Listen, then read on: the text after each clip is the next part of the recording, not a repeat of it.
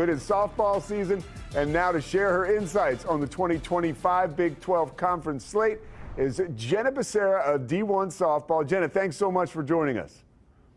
Thank you for having me. And you know what? It all starts in T-ball, so I'm here for it. It sure does. And now we find ourselves talking about softball and high-powered softball. A lot of excitement here in Big 12 country as we head into the season. Some new teams joining this year. What should we be on the lookout for from Arizona, Arizona State, and Utah? Those are some power programs. They are. Definitely elevates the conference in a great way. Arizona is historically one of the best college softball programs in the country. You know, tied for the second most national titles with 8. Arizona State has 2 national titles of their own. And then Utah, just a couple of years ago, won the Pac-12 tournament, made their run to the Women's College World Series as well. So I think all 3 of those programs are going to bring a lot to the table in this new Big 12. You know, speaking of a program that brings a lot to the table, you can't talk Big 12 softball without talking Oklahoma State. 5 straight Women's College World Series appearances. Do the Cowgirls have what it takes to make it 6?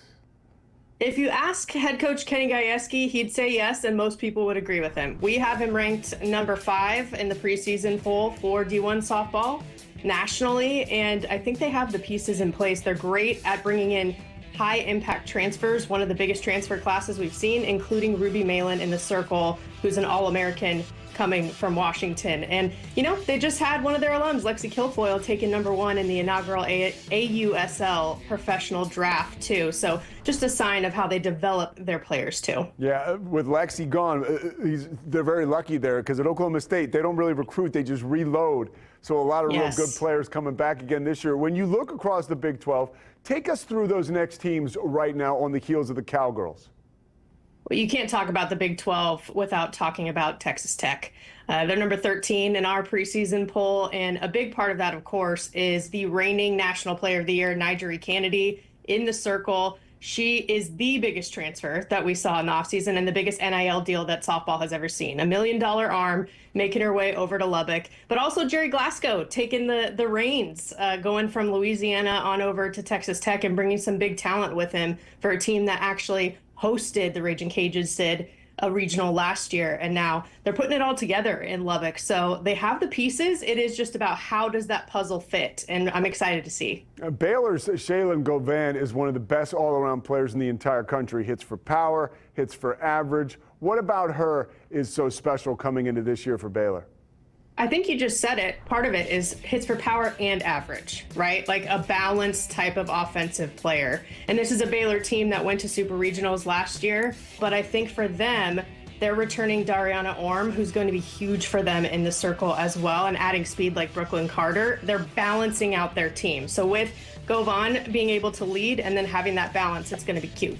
And the Big 12 is definitely loaded with talent. Who are some players outside of those teams that are looking to make noise this season?